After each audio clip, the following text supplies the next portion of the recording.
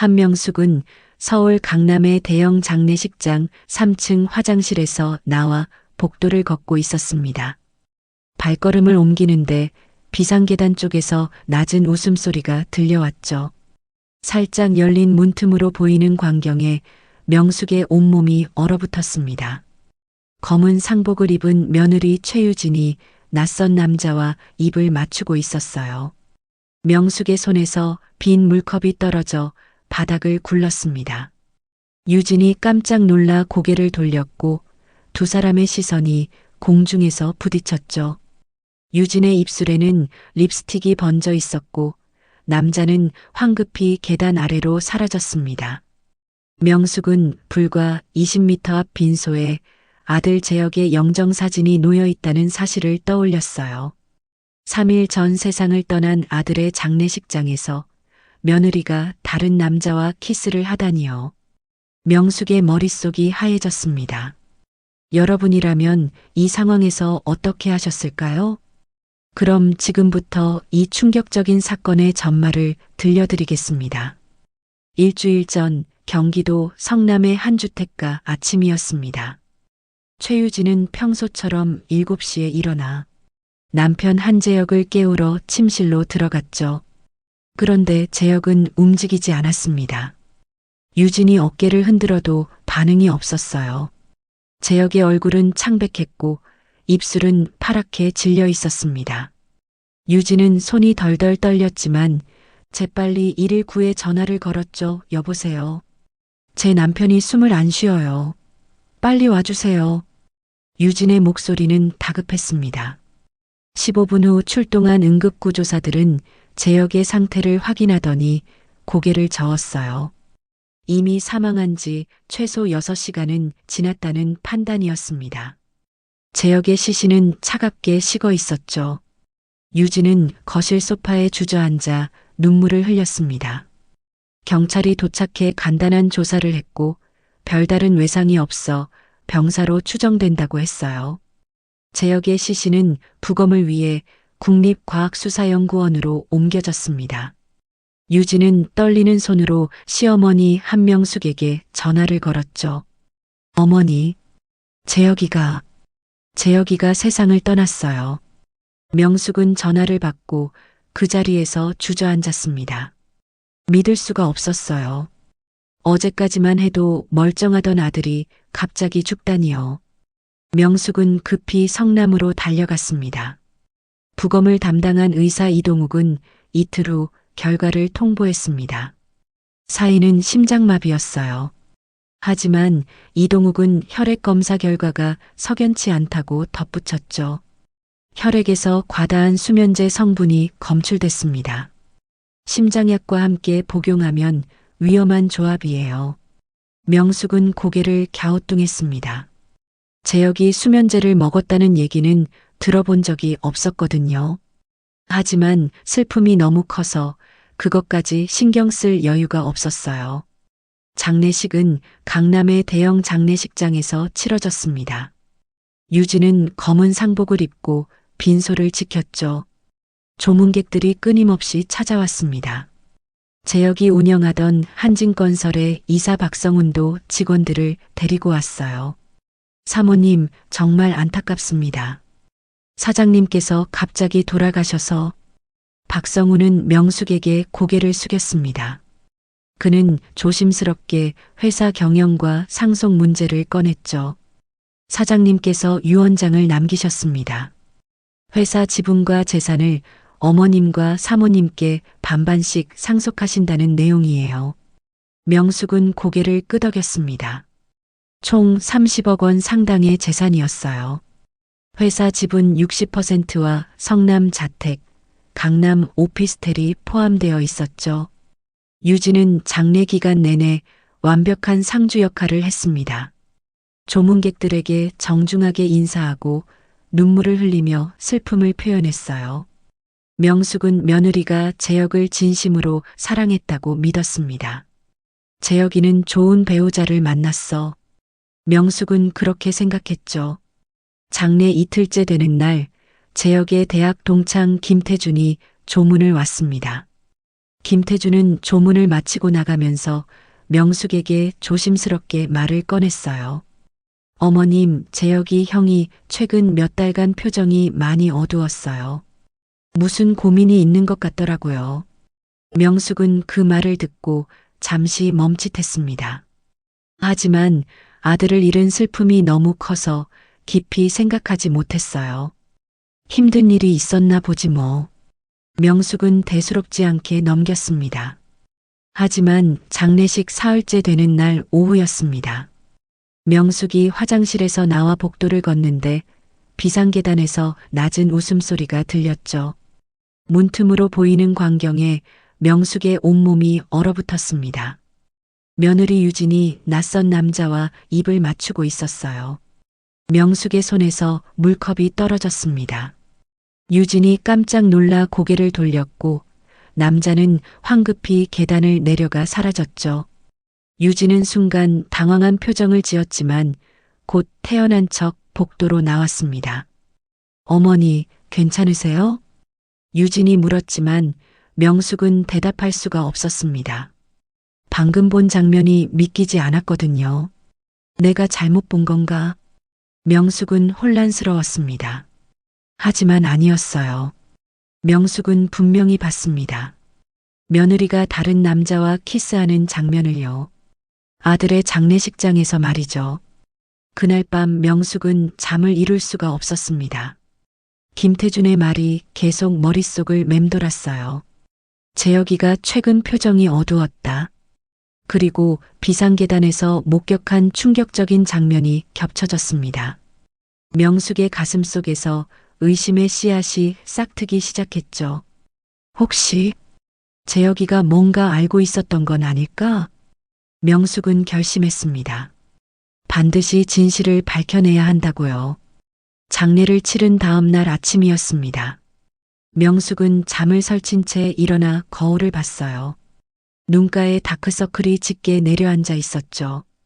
비상계단에서 목격한 장면이 계속 머릿속을 맴돌았습니다. 반드시 알아내야 해. 명숙은 휴대폰을 꺼내 포털 사이트에 사설 탐정을 검색했어요. 여러 업체가 나왔지만 명숙은 신림동에 있는 진실탐 정사무소를 선택했습니다. 리뷰에 전직 형사 출신이라는 말이 있었거든요.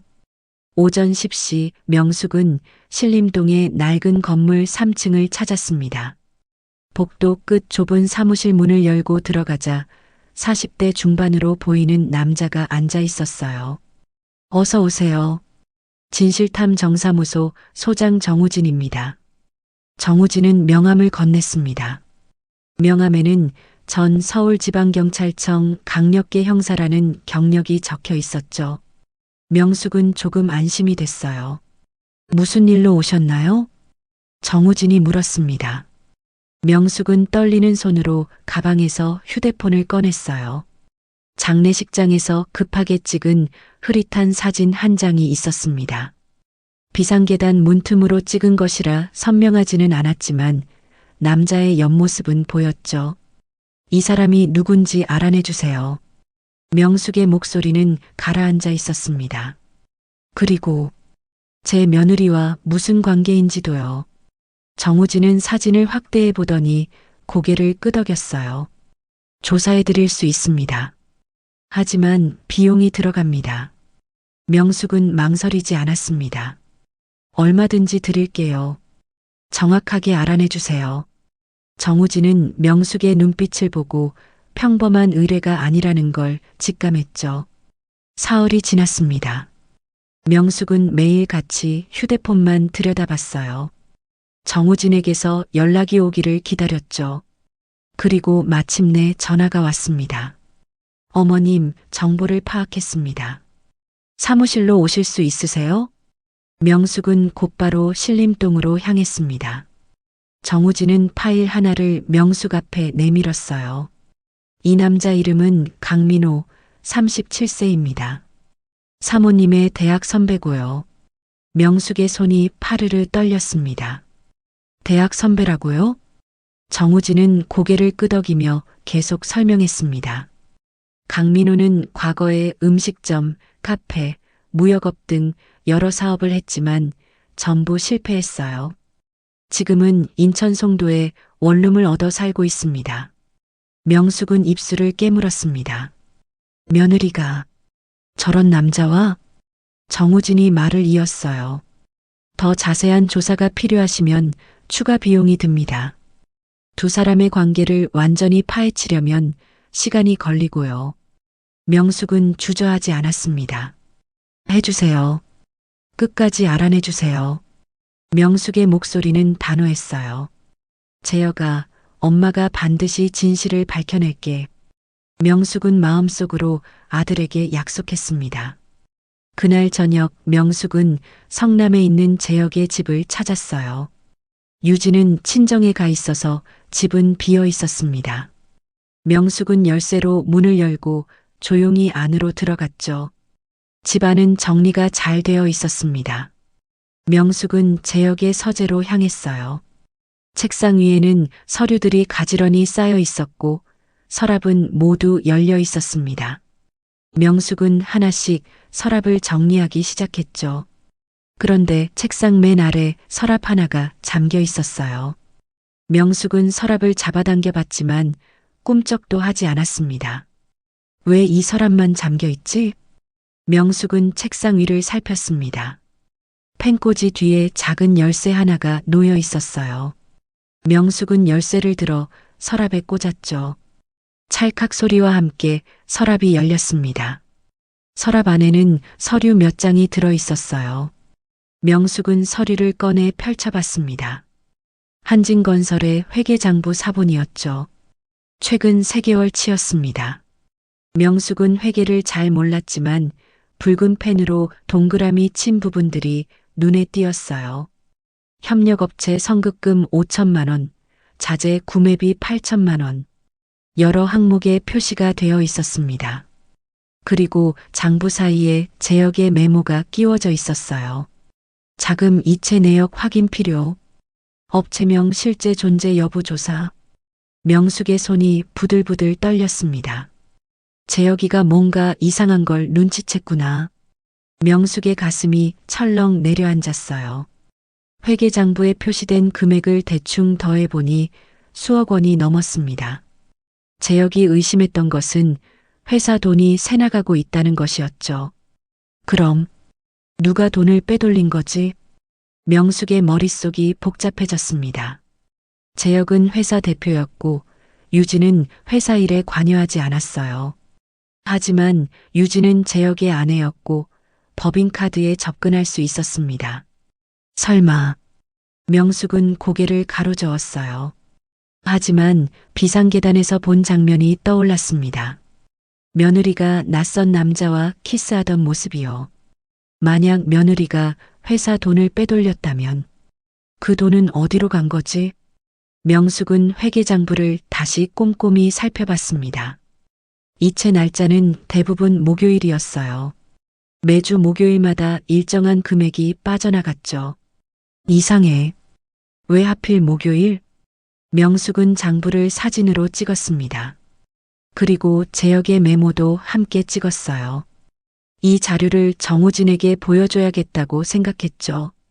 명숙은 서랍을 다시 잠그고 서재를 나왔습니다.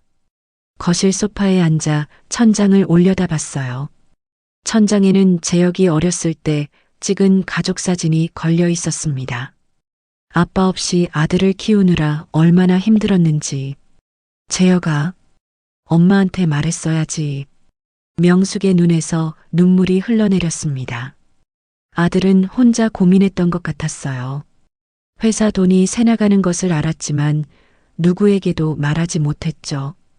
혹시 며느리가 연루된 것을 알고도 차마 믿고 싶지 않았던 걸까요? 명숙은 주먹을 꽉 쥐었습니다. 내가 밝혀낼 거야. 재혁이를 위해서라도. 명숙은 자리에서 일어나 집을 나섰어요. 다음 날 아침 일찍 정우진에게 전화를 걸었습니다. 탐정님, 보여드릴 게 있어요. 제가 사무실로 갈게요. 명숙의 목소리에는 결연함이 묻어났습니다. 정우진은 명숙이 가져온 회계장부 사진을 보더니 표정이 굳어졌어요. 이건 횡령 정황이 보이는데요. 명숙은 고개를 끄덕였습니다. 제 며느리가 이 돈을 빼돌렸는지 확인해 주세요. 그리고 그 남자, 강민호와 관련이 있는지도요. 정우진은 잠시 생각하더니 말했습니다. 시간이 좀 걸립니다. 일주일 정도 주세요. 명숙은 고개를 끄덕였어요. 기다릴게요. 정확하게 알아내 주세요. 명숙은 사무실을 나서며 하늘을 올려다봤습니다. 맑은 하늘이었지만 명숙의 마음은 어두웠죠. 재혁아, 엄마가 끝까지 진실을 밝혀낼게. 기다려. 명숙은 주먹을 불끈 쥐고 걸음을 옮겼습니다. 일주일이 지났습니다. 명숙은 매일 아침 휴대폰을 확인하며 정우진의 연락을 기다렸어요. 그 일주일이 1년처럼 길게 느껴졌죠. 재혁의 영정사진 앞에 앉아 있으면 자꾸만 눈물이 났습니다. 재혁아, 엄마가 뭘 알게 될까봐 두렵구나. 명숙은 혼자 중얼거렸어요. 드디어 정우진에게서 전화가 왔습니다. 어머님, 조사가 끝났습니다. 사무실로 오실 수 있으세요? 명숙은 곧바로 신림동으로 향했어요. 정우진의 사무실 책상 위에는 두꺼운 파일이 놓여 있었습니다. 명숙이 앉자 정우진은 파일을 명숙 앞으로 밀었죠. 어머님, 내용이 좀 충격적입니다.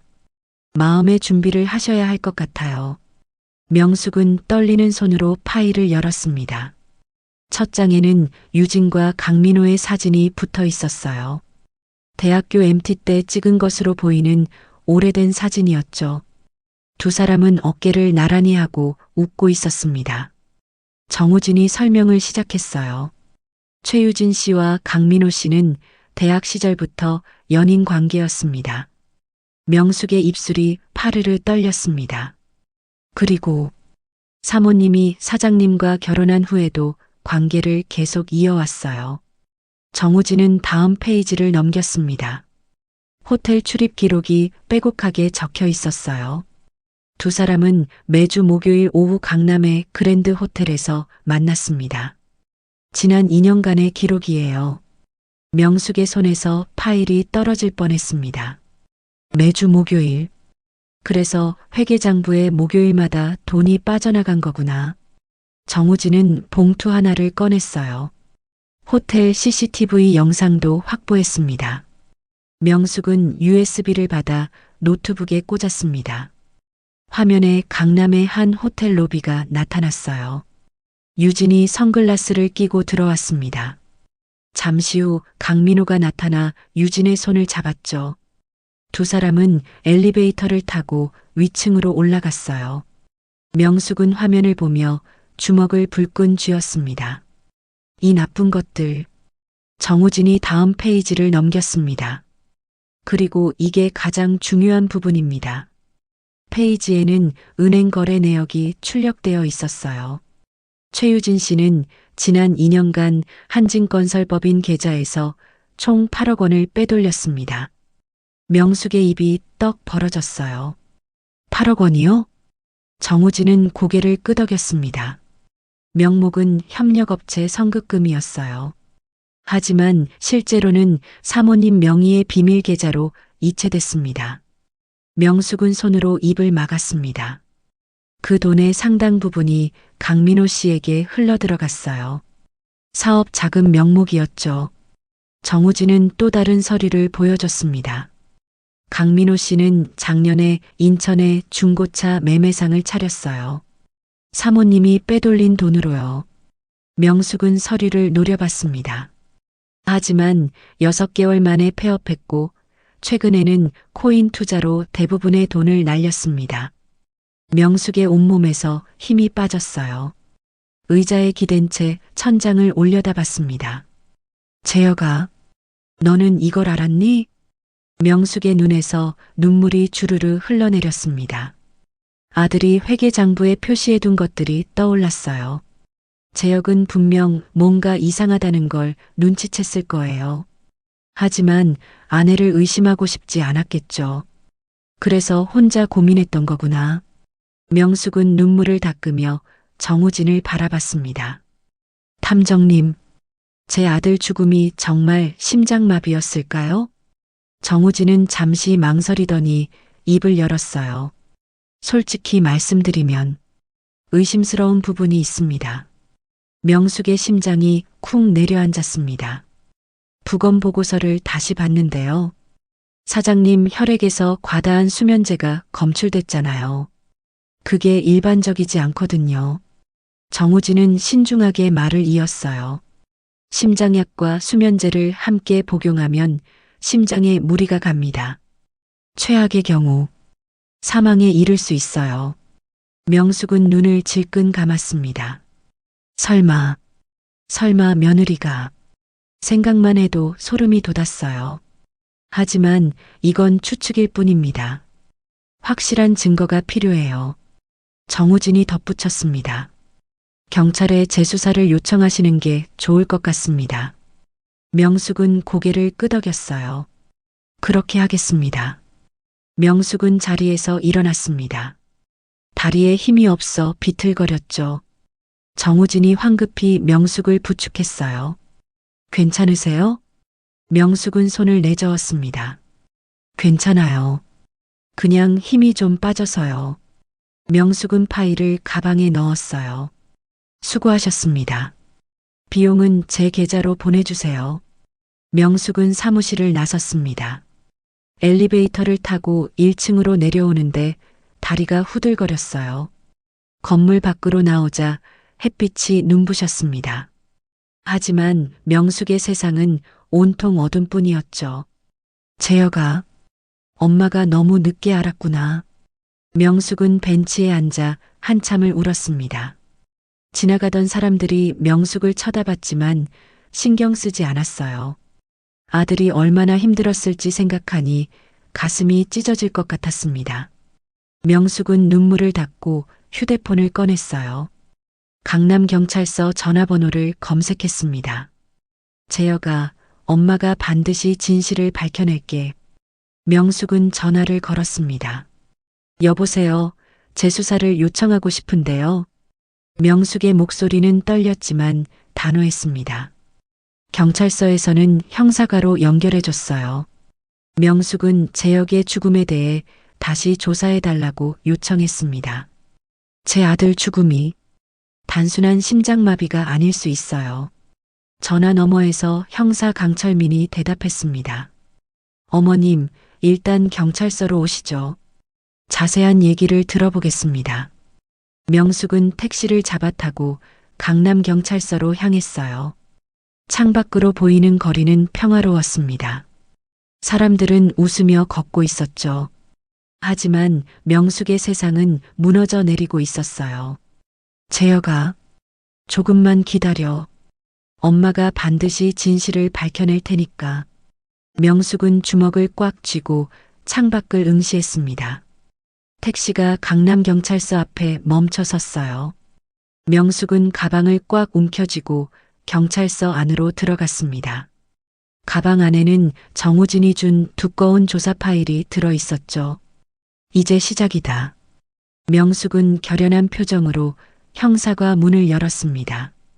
명숙은 강철민 형사 앞에 앉아 정우진이 준 파일을 꺼냈습니다. 강철민은 50대 중반의 베테랑 형사였어요. 처음에는 시큰둥한 표정으로 파일을 넘겼죠. 어머님, 이미 부검도 끝났고 심장마비로 결론 났는데. 그러다 호텔 CCTV 사진을 보고 표정이 굳어졌습니다. 횡령 증거 서류를 보더니 자세를 고쳐 앉았어요. 이건 생각보다 심각한데요. 강철민은 부검의 이동욱의 소견서를 다시 꺼내 읽었습니다. 혈중 수면제 농도가 과다했다는 게 신경 쓰이긴 했거든요. 명숙은 몸을 앞으로 기울였어요. 제 아들 주치의를 만나보시면 어떨까요? 재혁이가 수면제를 처방받았는지 확인해 주세요. 강철민은 고개를 끄덕였습니다. 알겠습니다. 주치의 연락처 좀 주시겠어요? 명숙은 서둘러 휴대폰을 꺼냈어요. 재혁이 다니던 병원은 강남의 큰 심장내과였습니다. 이틀 후 명숙은 강철민과 함께 병원을 찾았어요. 심장내과 전문의 이상현이 그들을 맞이했습니다. 이상현은 40대 초반의 젊은 의사였죠. 한재혁 씨 담당이었습니다. 정말 안타까운 일이에요. 이상현은 진료 기록을 꺼내 보여줬어요. 재혁 씨는 2년 전부터 부정맥으로 치료받았습니다. 하지만 상태는 안정적이었어요. 강철민이 물었습니다. 수면제는 처방하신 적 없나요? 이상현은 고개를 저었습니다. 없습니다. 재혁 씨는 불면증 증상을 호소한 적도 없었고요. 명숙의 가슴이 철렁했어요. 이상현은 컴퓨터 화면을 보며 설명을 이었습니다. 제가 처방한 건 베타 차단제라는 심장약뿐입니다. 규칙적으로 복용하면 일상생활에 전혀 지장이 없어요. 강철민이 메모를 적으며 물었습니다. 그럼 심장약과 수면제를 함께 먹으면 어떻게 되나요? 이상현의 표정이 심각해졌습니다. 위험합니다. 특히 고용량 수면제와 함께 복용하면 심장 박동이 불규칙해지고 최악의 경우 심정지가 올 수 있어요. 명숙의 손이 부들부들 떨렸습니다.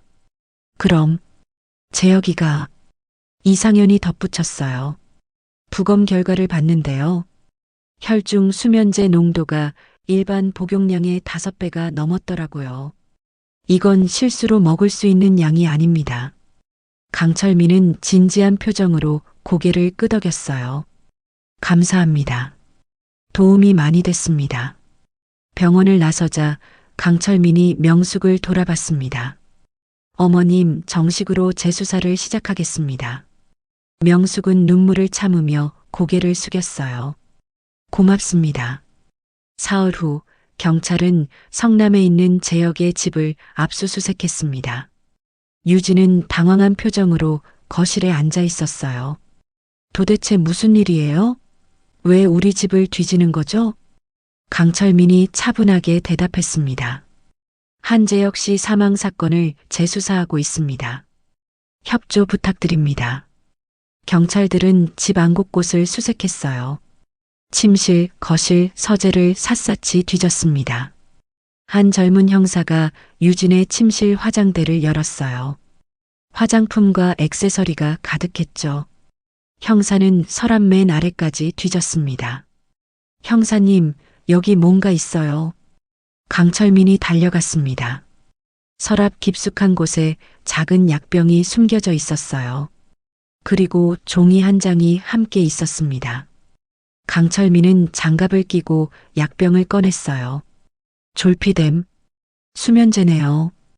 약병을 흔들어 보니 알약이 반쯤 남아 있었습니다. 종이는 정신과 처방전이었어요.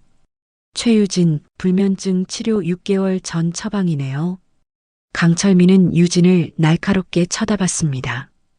부인, 이거 설명 좀 해주시겠어요? 유진은 당황한 기색을 감추지 못했어요. 제가 불면증이 있어서 받은 거예요.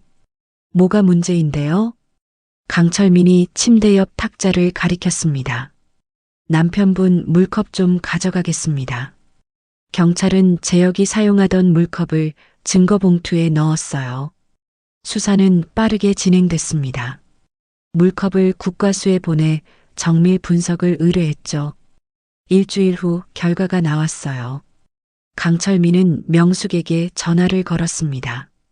어머님, 물컵에서 수면제 성분이 검출됐습니다. 명숙은 전화기를 쥔 손에 힘을 잔뜩 주었어요. 그럼 강철민의 목소리가 무겁게 이어졌습니다. 아드님께서 드신 물에 수면제가 섞여 있었다는 뜻입니다. 명숙은 눈을 감았어요. 눈물이 주르르 흘러내렸습니다. 재혁아, 엄마가 미안해. 경찰은 유진을 경찰서로 불러 조사했습니다. 유진은 검은 정장을 입고 조사실에 앉아 있었어요. 얼굴에는 화장기가 없었고 눈가가 퀭했습니다. 강철민이 수면제 약병을 책상 위에 올려놓았어요. 이게 부인 거 맞죠? 유진은 고개를 끄덕였습니다. 네. 제가 불면증으로 처방받은 거예요. 강철민이 물었습니다. 남편분께 이 약을 드린 적 있나요? 유진은 잠시 망설이더니 대답했어요. 한두 번. 재혁이가 잠을 못 잔다고 해서 한두 알 줬어요. 강철민은 부검 보고서를 펼쳤습니다. 부검 결과 아드님 혈중 수면제 농도는 치사량에 가까웠습니다. 한두 알로는 설명이 안 돼요. 유진의 얼굴이 창백해졌어요. 저는 한두 알만 줬어요. 정말이에요. 강철민이 차갑게 말했습니다. 국과수 분석 결과 아드님이 드신 물에 최소 10알 이상의 수면제가 녹아 있었습니다. 유진은 고개를 저으며 손을 내저었어요. 아니에요. 저는 그렇게 많이 안 줬어요. 강철민은 호텔 CCTV 사진을 꺼내 유진 앞에 놓았습니다. 유진과 강민호가 손을 잡고 엘리베이터에 타는 장면이었죠. 그럼 이건 뭐죠? 유진의 눈이 커졌어요. 그건 강철민이 말을 이었습니다. 부인, 남편분 회사에서 8억 원을 횡령했죠? 그 돈을 강민호 씨에게 줬고요. 유진은 입술을 깨물었습니다. 저는 아무것도 안 했어요. 강철민은 차분하게 말했어요. 최유진 씨 살인 혐의로 긴급 체포하겠습니다. 유진의 얼굴에서 핏기가 싹 가셨습니다. 안 돼요. 저는 안 했어요. 하지만 형사들은 이미 수갑을 꺼내고 있었습니다. 유진의 손목에 차가운 쇠고랑이 채워졌어요. 유진은 비명을 지르며 몸부림쳤지만 소용없었죠. 이제 끝이다. 명숙은 경찰서 복도에서 유진이 끌려가는 모습을 지켜봤습니다. 유진과 눈이 마주쳤어요. 유진은 명숙을 보며 소리쳤습니다. 어머니, 저 아니에요. 정말 아니에요. 명숙은 차갑게 고개를 돌렸습니다. 재혁아, 이제 진실이 밝혀질 거야. 명숙은 주먹을 꽉 쥐고 경찰서를 나섰어요. 하늘은 잿빛이었지만 명숙의 마음은 조금 가벼워진 것 같았습니다. 경찰은 강민호를 공범 혐의로 소환했습니다. 강민호는 인천 송도의 원룸에서 잠옷 차림으로 끌려왔어요. 조사실에 앉은 강민호는 땀을 뻘뻘 흘리고 있었죠. 강철민이 책상 위에 서류를 펼쳤습니다. 강민호 씨, 최유진 씨와 무슨 관계입니까? 강민호는 고개를 저었어요. 그냥 대학 선후배 사이예요. 가끔 연락하는 정도고요. 강철민이 호텔 CCTV 사진을 내밀었습니다. 이것도 가끔 연락하는 사이가 하는 짓입니까? 강민호의 얼굴이 빨개졌어요. 그건 오해예요. 그냥 식사하러 만난 거고. 강철민은 비웃듯이 웃었습니다. 호텔에 식사하러 갔다고요? 2년 동안 매주요? 강민호는 입을 다물었어요. 강철민은 다음 서류를 꺼냈습니다. 은행 거래 내역이었죠. 최유진 씨가 횡령한 8억 원 중 5억 원이 당신 계좌로 들어갔어요. 설명해 보세요. 강민호는 손을 비비며 말했습니다. 그건 사업 자금을 빌린 거예요. 곧 갚으려고 했는데. 강철민이 차갑게 웃었어요. 빌렸다고요? 차용증은요? 강민호는 대답하지 못했습니다. 강철민은 휴대폰을 꺼내 화면을 보여줬어요. 경찰이 확보한 카카오톡 대화 내역이었습니다. 이거 읽어보시죠. 화면에는 유진과 강민호의 대화가 떠 있었어요. 오빠, 큰일 났어. 재혁이가 회사 장부를 보더니 이상하다는 표정을 짓더라. 진짜? 이거 들키면 안 되는데. 어떡해? 나 불안해 죽겠어. 빨리 일을 마무리해. 더 늦으면 안 돼. 강민호의 얼굴이 하얗게 질렸습니다. 강철민이 다음 대화를 보여줬어요. 재혁이 사망하기 이틀 전에 메시지였습니다. 오빠, 곧 자유로워질 거야. 조금만 참아. 30억 중 절반은 내 거잖아. 그럼 우리 시작할 수 있어. 응, 나도 기다려줬어. 이제 거의 다 왔어. 강철민이 휴대폰을 책상에 탁 내려놓았어요. 이래도 모른다고 하실 겁니까? 강민호는 손을 부들부들 떨며 변명했습니다. 저는 유진이가 뭘 하는지 몰랐어요. 정말이에요. 강철민은 고개를 저었습니다. 강민호 씨 살인 교사방조 혐의로 입건하겠습니다. 강민호는 책상을 치며 소리쳤어요. 아니에요. 저는 죽이라고 한 적 없어요. 하지만 강철민은 이미 조서를 작성하고 있었습니다. 사건은 검찰로 넘어갔어요. 검사는 증거를 검토한 뒤 두 사람을 기소했습니다. 유진은 살인죄와 업무상 횡령죄로, 강민호는 살인 교사 방조 및 작물 취득 혐의였죠. 언론이 들끓었습니다. 다음 날 아침 포털 사이트 메인에 기사가 올라왔어요. 30억 상속 노린 며느리의 살인 음모. 불륜 남성과 공모해 남편 살해. 충격. 장례식장에서 키스하다 시어머니에게 들킨 며느리. 기사 댓글은 수천 개가 달렸습니다. 대부분 유진을 비난하는 내용이었죠. 명숙은 집에서 기사를 읽으며 눈물을 흘렸어요. 재혁아, 내 이름이 이렇게 알려지다니. 하지만 진실을 밝히는 것이 중요했습니다. 재판이 시작됐어요. 서울중앙지방법원 대법정은 취재진과 방청객들로 가득 찼습니다. 명숙은 맨 앞줄에 앉아 재판을 지켜봤죠. 유진이 죄수복을 입고 법정에 들어왔어요. 얼굴은 수척했고 눈가에는 다크서클이 내려앉아 있었습니다. 재판장이 입장했고 재판이 시작됐어요. 검사가 일어나 기소 내용을 낭독했습니다. 피고인 최유진은 남편 한재혁과 결혼 후에도 대학 선배 강민호와 불륜 관계를 지속했습니다. 방청객들 사이에서 웅성거리는 소리가 들렸어요. 피고인은 2년간 남편의 회사에서 8억 원을 횡령해 강민호에게 전달했고 남편이 이를 눈치채자 살해를 계획했습니다.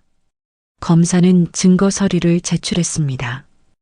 호텔 CCTV, 횡령 증거, 카카오톡 대화 내역. 명숙은 증인석에 섰어요. 검사가 물었습니다. 증인께서는 장례식장에서 무엇을 목격하셨습니까? 명숙은 떨리는 목소리로 대답했습니다. 며느리가 비상계단에서 낯선 남자와 키스하는 걸 봤습니다. 그때 기분이 어떠셨나요? 명숙의 눈에서 눈물이 흘러내렸어요. 아들이 죽은 지 사흘밖에 안 됐는데 믿을 수가 없었습니다. 유진은 고개를 숙이고 있었습니다. 재혁의 회사 이사 박성훈도 증인으로 나왔어요. 사모님이 회사 법인카드를 자주 사용하셨습니다. 협력업체 성급금 명목이었는데 나중에 보니 실제 거래가 없었어요. 회사 직원들도 차례로 증언했습니다. 유진의 횡령 정황이 하나씩 드러났죠. 유진의 변호인이 일어났습니다. 재판장님, 이것은 정황 증거일 뿐입니다. 직접적인 살인 증거가 없습니다. 검사가 반박했어요.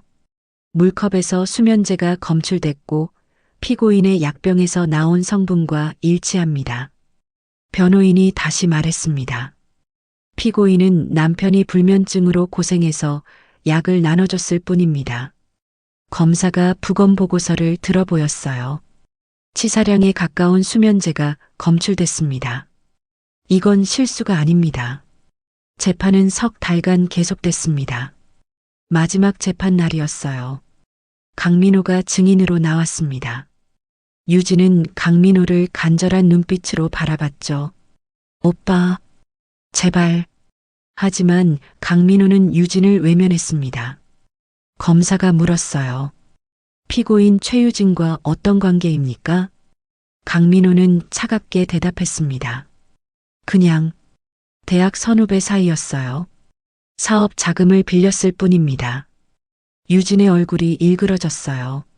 오빠, 어떻게 그럴 수 있어요? 유진은 소리를 질렀습니다. 당신이 빨리 마무리하라고 했잖아요. 30억 절반은 내 거라고 했잖아요. 재판장이 망치를 쳤어요. 조용히 하십시오. 유진은 주저앉아 울기 시작했습니다. 강민호는 고개를 돌렸죠. 이 비겁한 놈. 명숙은 강민호를 노려봤습니다. 한 달 후 선고 공판이 열렸어요. 법정은 또다시 사람들로 가득 찼습니다. 재판장이 판결문을 읽기 시작했어요. 피고인 최유진은 계획적으로 남편을 살해했습니다. 징역 15년을 선고합니다. 유진은 그 자리에서 무너졌어요. 안 돼요. 저는 안 그랬어요. 재판장은 계속 판결문을 읽었습니다. 피고인 강민호는 살인을 방조하고 횡령 자금을 취득했습니다. 징역 10년을 선고합니다. 강민호는 눈을 감았습니다. 명숙은 방청석에서 조용히 눈물을 닦았어요. 재혁아, 이제 내 억울함이 풀렸구나. 유진과 강민호는 법정을 나가며 서로를 쳐다보지 않았습니다. 사랑한다던 두 사람은 결국 서로를 배신했죠. 명숙은 법원을 나서며 하늘을 올려다봤어요. 햇살이 따스했습니다. 이제 끝났다. 명숙은 깊게 숨을 들이쉬었습니다. 판결이 확정된 다음 주였습니다. 명숙은 변호사 사무실을 찾아갔어요. 재혁의 유언장을 무효화해야 했거든요. 변호사는 60대 초반의 차분한 여성이었습니다. 어머님, 범죄자는 상속권을 잃습니다. 민법에 명시되어 있어요. 명숙은 고개를 끄덕였어요. 그럼 며느리가 받을 돈은 어떻게 되나요? 변호사가 서류를 넘기며 설명했습니다. 전액 어머님께 귀속됩니다. 약 30억 원 정도 되실 거예요. 명숙은 한숨을 쉬었습니다. 돈이 중요한 게 아니었어요. 아들만 돌아온다면 이 돈이 무슨 소용인가 싶었죠. 법원 절차는 한 달이 걸렸습니다. 유진의 상속분은 완전히 박탈됐어요. 검찰은 횡령된 8억 원 중 추적 가능한 4억 원도 회수했습니다. 명숙은 성남 자택을 방문했어요. 재혁이 살던 집이었죠. 현관문을 열고 들어서니 아들의 냄새가 남아있는 것 같았습니다. 거실 소파에 앉아 주위를 둘러봤어요. 재혁이 좋아하던 그림이 벽에 걸려 있었고 책장에는 경영 서적이 빼곡했죠. 재혁아, 엄마가 이제 정리해야겠구나. 명숙은 눈물을 닦으며 일어났습니다. 며칠 후 명숙은 한진건설 사무실을 찾았어요. 이사 박성훈이 명숙을 맞이했습니다. 어머님 오시느라 수고하셨습니다. 명숙은 박성훈과 마주 앉았어요. 이사님, 회사를 맡아주실 수 있나요? 박성훈은 잠시 놀란 표정을 지었습니다. 제가요? 명숙은 고개를 끄덕였어요. 재혁이가 이사님을 믿었어요. 회사를 잘 이끌어주세요. 박성훈의 눈가가 붉어졌습니다. 사장님의 경영 철학을 이어가겠습니다. 약속드려요. 명숙은 한 가지 조건을 내걸었습니다. 직원들 고용은 꼭 보장해주세요.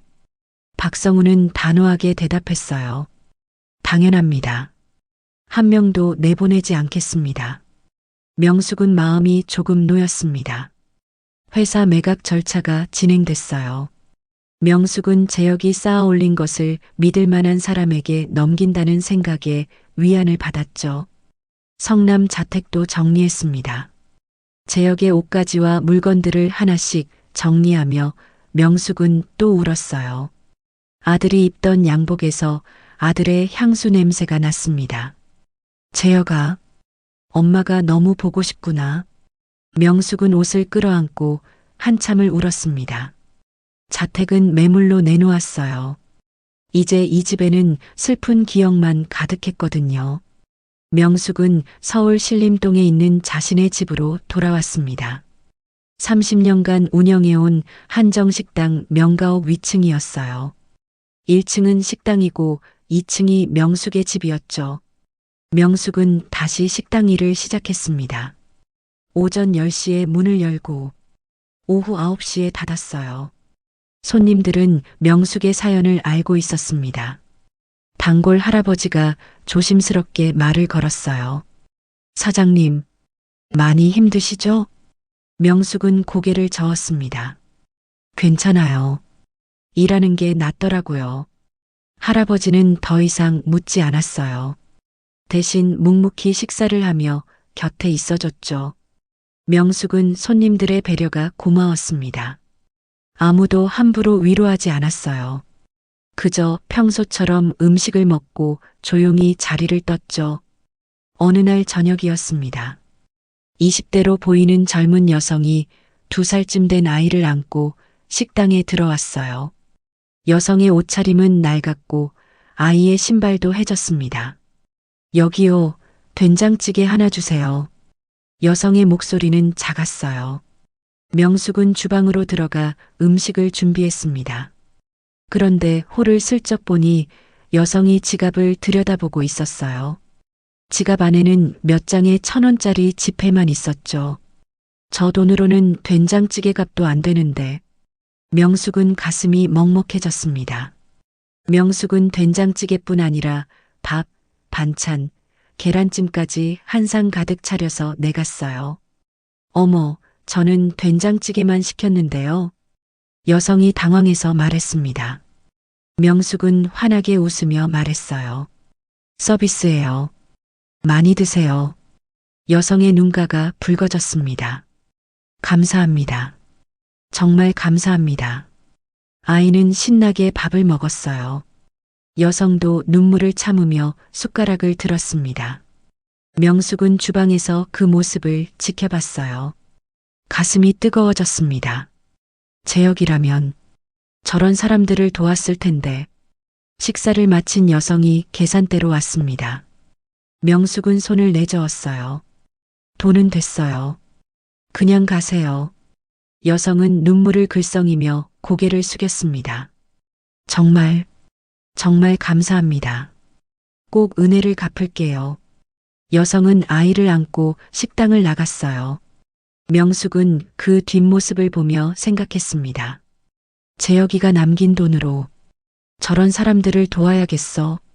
명숙은 그날 밤 잠자리에 누워서도 그 생각뿐이었어요. 아들이 쌓아놓은 재산을 자신이 쓰기에는 너무 많았습니다.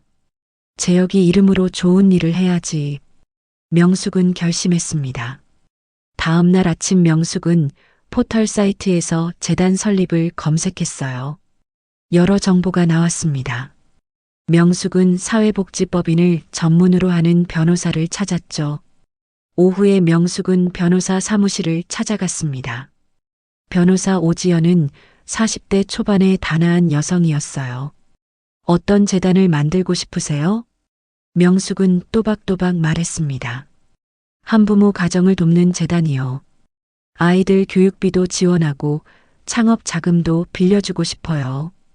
오지연은 고개를 끄덕이며 메모했습니다. 좋은 뜻이세요. 기본 자산은 얼마나 생각하세요? 명숙은 잠시 생각하다 대답했어요. 20억 원이요. 오지연은 놀란 표정을 지었습니다. 20억이요? 명숙은 담담하게 말했습니다. 돌아가신 제 아들이 남긴 돈이에요. 아들 이름으로 좋은 일을 하고 싶어요. 오지연의 눈가가 촉촉해졌어요. 훌륭하십니다. 최선을 다해 도와드리겠습니다. 명숙은 재단 이름을 정했습니다. 한재영 나눔재단. 아들의 이름을 딴 재단이었어요. 재단 설립 준비가 시작됐습니다. 서류를 준비하고 관청 허가를 받는데 석 달이 걸렸죠. 그동안 명숙은 식당을 운영하며 평온한 일상을 되찾아갔습니다.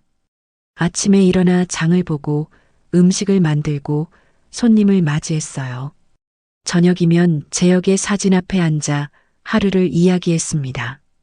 재혁아, 엄마가 내 이름으로 재단을 만들었어. 어려운 사람들 돕는 거야.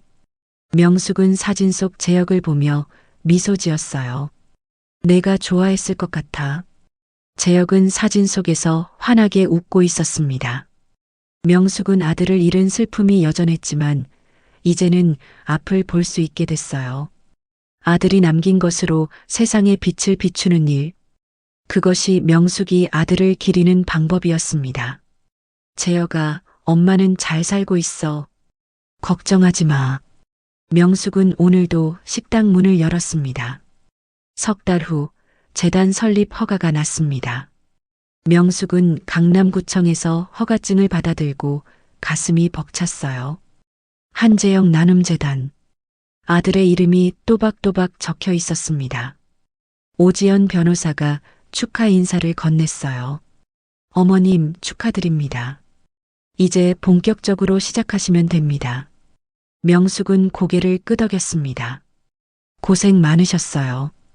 이제 뭘 해야 하나요? 오지연이 서류를 펼쳤어요. 재단 사무실을 마련하고 직원을 뽑고 지원 대상을 선정해야 합니다. 명숙은 재단 사무실로 서울 관악구의 작은 건물 2층을 임대했어요. 넓지는 않았지만 따뜻한 느낌이 드는 공간이었죠. 책상과 의자를 들여놓고 벽에는 재혁의 사진을 걸었습니다. 사회복지사 경력이 있는 30대 여성 김수진을 직원으로 채용했어요. 김수진은 한부모 가정 출신이었습니다. 어머니 혼자 저를 키우셨어요. 그래서 이런 일을 하고 싶었어요. 김수진의 눈빛은 진지했습니다. 명숙은 마음에 들었어요. 우리 재단이 정말 도움이 필요한 사람들을 찾아야 해요. 김수진은 힘차게 대답했습니다. 그러겠습니다. 최선을 다하겠습니다. 재단 설립 소식이 지역신문에 실렸어요. 기자가 명숙을 인터뷰하러 왔습니다. 어떤 계기로 재단을 설립하게 되셨나요? 명숙은 잠시 망설이다 담담하게 대답했어요. 사망한 아들이 남긴 재산이에요. 아들 이름으로 좋은 일을 하고 싶었습니다. 기자가 고개를 끄덕이며 메모했습니다. 어떤 분들을 돕고 싶으세요? 명숙은 창밖을 바라봤어요. 혼자 아이를 키우는 부모님들이요. 경제적으로 힘들어도 포기하지 않고 살아가는 분들. 명숙의 목소리가 떨렸습니다. 그분들에게 희망을 드리고 싶어요. 기사가 나간 다음 날이었어요. 재단 사무실 전화가 울렸습니다. 김수진이 받았죠. 네, 한재영 나눔재단입니다. 전화를 끄는 김수진이 명숙에게 말했어요. 어머님, 후원 전화예요. 한진건설 직원들이 모금을 했대요. 명숙의 눈가가 붉어졌습니다. 재혁이 직원들이 그날 오후에도 전화가 계속 왔어요. 재혁의 대학 동창회에서 1,000만 원을 보내왔고 거래처에서도 후원금이 들어왔습니다. 명숙은 전화를 받으며 눈물을 닦았어요. 재혁아, 너를 기억하는 사람들이 이렇게 많구나. 일주일 만에 후원금이 3,000만 원이 넘게 모였습니다. 재단은 본격적으로 지원 대상을 선정했어요. 김수진이 관악구청, 동작구청과 협력해서 한부모 가정 명단을 받았습니다. 명숙과 김수진은 직접 가정을 방문했어요. 첫 번째 방문지는 봉천동의 작은 빌라였습니다. 35세 싱글맘 이지영 씨가 6살 아들과 살고 있었죠. 초인종을 누르자 지영이 문을 열었어요. 어서 오세요. 지영의 얼굴은 수척했고 눈가에는 피로가 묻어 있었습니다. 방 안은 좁고 어두웠어요. 아이는 구석에서 장난감을 가지고 놀고 있었습니다. 명숙이 물었어요. 지금 어떻게 생활하세요? 지영은 한숨을 쉬며 대답했습니다. 편의점에서 야간 알바를 해요. 낮에는 아이를 돌봐야 하니까. 명숙은 가슴이 아팠습니다. 정부 지원은 받으세요? 지영이 고개를 끄덕였어요. 한부모 수당 받아요. 한 달에 20만 원. 집세도 안 돼요. 명숙은 김수진을 쳐다봤습니다. 김수진이 서류를 꺼냈어요. 저희 재단에서 매달 50만 원씩 생활비를 지원해 드리겠습니다. 지영의 눈이 커졌어요. 정말요? 정말 그렇게 해주시는 거예요? 명숙이 환하게 웃었습니다. 네, 아이가 초등학교 졸업할 때까지 지원해 드릴게요. 지영은 그 자리에서 울음을 터뜨렸어요. 감사합니다. 정말 감사합니다. 아이가 엄마 옆으로 달려와 안겼습니다. 명숙은 그 모습을 보며 눈물을 참았어요. 재혁아, 우리가 이렇게 사람들을 돕고 있어. 재단은 첫 해에 15가구를 선정했습니다. 매달 50만 원씩 생활비를 지원했어요. 그리고 창업을 원하는 한부모 5명에게 무이자로 1,000만 원씩 대출해줬습니다. 명숙은 매달 재단 사무실을 방문했어요. 수혜자들의 이야기를 들었습니다. 한 싱글 대디는 카페를 열고 싶다고 했어요. 커피 공부를 3년 했어요. 작은 카페라도 열면 아이를 키울 수 있을 것 같아요. 명숙은 대출을 승인했습니다. 열심히 하세요. 우리가 응원할게요. 남자는 눈물을 글썽이며 고개를 숙였어요. 꼭 성공해서 보답하겠습니다. 석 달이 지났습니다. 수혜자들로부터 감사 전화가 계속 왔어요. 어머님 덕분에 아이가 학원을 다니기 시작했어요. 카페가 잘 돼가고 있어요. 손님들이 많이 와요. 생활이 안정되니까 아이 표정이 밝아졌어요. 명숙은 전화를 받을 때마다 마음이 따뜻해졌습니다. 재혁아, 내가 남긴 돈이 이렇게 쓰이고 있어. 어느 토요일 오후였어요. 명숙이 식당에서 일하고 있는데 한 여성이 아이와 함께 들어왔습니다. 재단에서 지원받는 이지영 씨였어요. 어머님, 안녕하세요. 지영은 환하게 웃으며 인사했습니다. 예전과는 달리 얼굴에 생기가 돌았어요. 어머, 지영 씨, 어떻게 왔어요? 지영은 아이에게 무언가를 건네라고 눈짓했어요. 아이가 수줍게 종이 한 장을 내밀었습니다. 명숙은 종이를 받아 펼쳤어요. 아이가 그린 그림이었습니다. 크레용으로 그린 무지개와 꽃, 그리고 고맙습니다. 할머니라고 삐뚤삐뚤 쓰여 있었죠. 명숙의 눈에서 눈물이 주르르 흘러내렸습니다. 이거 정말 예쁘다. 명숙은 아이를 꼭 안아줬어요. 지영이 말했습니다. 어머님 덕분에 제가 낮에 일할 수 있게 됐어요. 아이도 어린이집 보낼 수 있고요. 명숙은 고개를 저었어요. 아니에요. 지영 씨가 열심히 사셨어요. 지영은 눈물을 글썽이며 말했습니다. 나중에 제가 자리 잡으면 다른 사람들도 도울 거예요. 어머님처럼요. 명숙은 처음으로 환하게 웃었습니다. 재혁이 죽은 후 이렇게 활짝 웃은 건 처음이었어요. 재혁아, 맞지? 우리가 하는 일이 이렇게 사람들에게 희망을 주고 있어. 그날 저녁 명숙은 재혁의 사진 앞에 앉았습니다. 재혁아, 엄마가 오늘 정말 행복했어. 내가 남긴 돈으로 사람들이 웃고 있어. 명숙은 사진 속 재혁을 보며 미소 지었어요. 내가 하늘에서 이 모습을 보고 있을 거라고 믿어. 자랑스럽지? 재혁은 사진 속에서 환하게 웃고 있었습니다. 명숙은 아들을 잃은 슬픔이 여전했지만 이제는 그 슬픔 속에서도 기쁨을 찾을 수 있게 됐어요. 아들의 이름으로 누군가에게 희망을 준다는 것. 그것이 명숙이 살아가는 이유였습니다. 재혁아, 엄마는 내가 자랑스러워. 그리고 너를 평생 사랑해. 명숙은 오늘도 내일도 이렇게 살아갈 것입니다. 아들이 남긴 사랑으로 세상을 따뜻하게 만들면서요. 2년이 흘렀습니다. 봄이 왔어요. 신림동 명가옥 앞 벚나무에 꽃이 만발했습니다. 명숙은 아침 7시에 일어나 창문을 열었어요. 따스한 봄바람이 방 안으로 들어왔습니다. 햇살이 눈부셨죠. 명숙은 여전히 식당을 운영하고 있었어요. 하루도 빠짐없이 문을 열었습니다. 손님들은 명숙의 음식 솜씨를 좋아했죠. 재단도 안정적으로 자리를 잡았어요. 지난 2년간 100가구가 넘는 한부모 가정을 도왔습니다. 생활비 지원을 받은 가정의 아이들은 학교에 다니며 꿈을 키웠어요. 창업 자금을 받은 한부모들은 하나둘씩 자립에 성공했습니다. 김수진이 매달 보고서를 가져왔어요.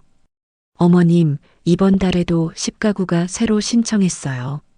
명숙은 보고서를 꼼꼼히 읽었습니다. 정말 도움이 필요한 사람들인지 확인했나요? 김수진은 고개를 끄덕였어요. 네, 직접 가정 방문도 했습니다. 모두 어려운 분들이에요. 명숙은 승인 도장을 찍었습니다. 최선을 다해 도와드리세요. 김수진은 환하게 웃었어요. 감사합니다. 어머님 덕분에 많은 분들이 희망을 되찾고 있어요. 명숙은 고개를 저었습니다. 아니에요. 제 아들 덕분이죠. 어느 화창한 토요일이었어요. 명숙은 제역의 묘를 찾아갔습니다. 경기도 용인의 공원묘지였죠. 묘비 앞에 꽃을 놓고 명숙은 앉았어요. 제여가 엄마 왔다. 명숙은 묘비를 쓰다듬었습니다. 재단이 잘 돌아가고 있어. 100가구가 넘는 사람들을 도왔단다. 바람이 살랑 불었어요. 마치 제역이 대답하는 것 같았습니다. 내가 남긴 돈으로 아이들이 학교에 다니고 부모들이 일을 시작했어. 명숙의 눈에서 눈물이 흘렀어요. 엄마는 내가 너무 자랑스러워. 명숙은 한참을 묘비 앞에 앉아 있었습니다. 하늘을 올려다보니 구름 한 점 없이 맑았어요. 재여가, 너도 하늘에서 행복하지? 명숙은 천천히 자리에서 일어났습니다.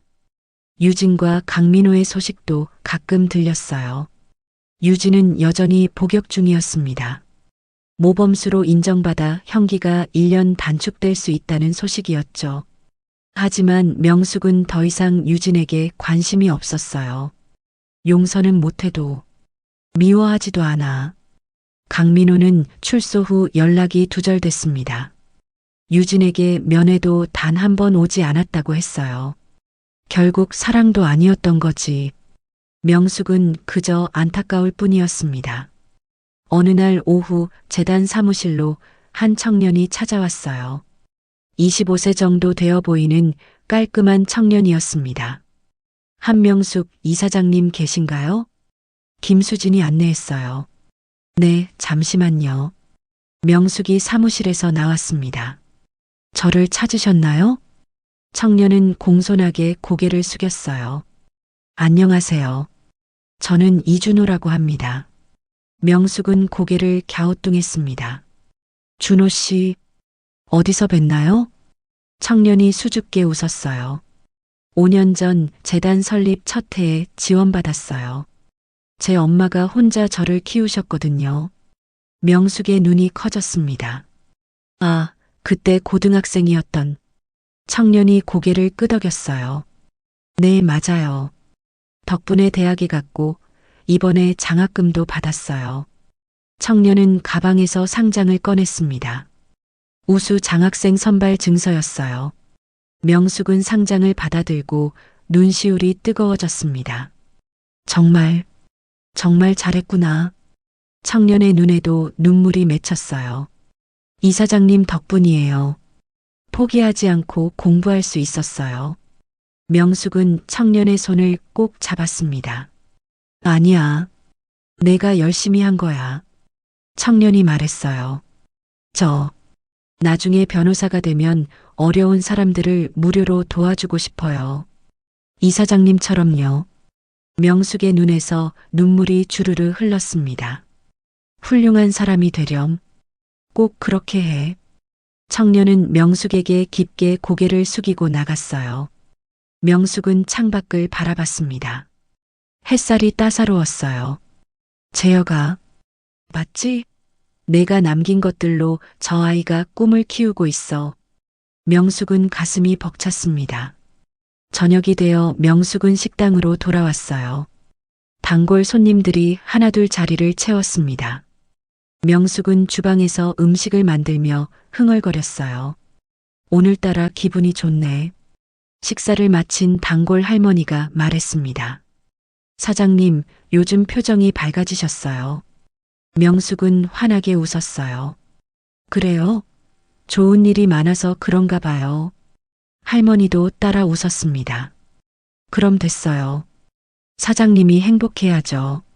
명숙은 손님들을 배웅하고 문을 닫았어요. 시계를 보니 밤 10시였습니다. 명숙은 2층 집으로 올라가 재혁의 사진 앞에 앉았습니다. 재혁아, 오늘 좋은 일이 있었어. 명숙은 청년 이야기를 들려줬어요. 내가 남긴 돈으로 공부한 아이가 장학금을 받았단다. 나중에 변호사가 돼서 어려운 사람들 돕겠대. 명숙은 사진 속 재혁을 보며 웃었어요. 내 꿈이 이루어지고 있는 거야. 따뜻한 세상을 만드는 거. 명숙은 눈을 감았습니다. 재혁이 죽은 지 2년이 지났지만 슬픔은 여전했어요. 하지만 이제 명숙은 그 슬픔과 함께 살아가는 법을 배웠습니다. 아들을 잃은 상처는 평생 가져갈 것이지만 아들이 남긴 사랑은 계속 퍼져나가고 있었어요. 명숙은 창밖을 바라봤습니다. 별이 총총히 빛나고 있었죠. 재혁아, 엄마는 잘 살고 있어. 내가 남긴 것들로 많은 사람들이 웃고 있단다. 명숙은 하늘을 향해 속삭였어요. 하늘에서 편히 쉬렴. 엄마가 내 목까지 열심히 살게. 바람이 창문을 살짝 흔들었습니다. 마치 재혁이 대답하는 것 같았어요. 명숙은 잠자리에 누웠습니다. 오늘 밤은 편히 잠들 수 있을 것 같았어요. 가족의 배신은 가장 깊은 상처를 남기지만 진실은 반드시 드러나게 되어 있습니다. 그리고 그 고통 속에서도 우리는 새로운 의미를 찾아갈 수 있습니다. 사랑하는 사람을 잃은 슬픔을 다른 이들을 위한 사랑으로 바꿀 때 그 사람은 우리 곁에서 영원히 살아 숨쉬게 됩니다. 명숙처럼 용기 있게 진실을 밝히고 상처를 딛고 일어선 분들께 박수를 보냅니다. 그리고 어려움 속에서도 포기하지 않고 살아가는 모든 분들께 응원을 보냅니다. 여러분은 이 이야기를 보며 어떤 생각이 드셨나요? 댓글로 여러분의 생각을 나눠주세요. 구독과 좋아요는 더 좋은 이야기를 만드는 힘이 됩니다. 감사합니다.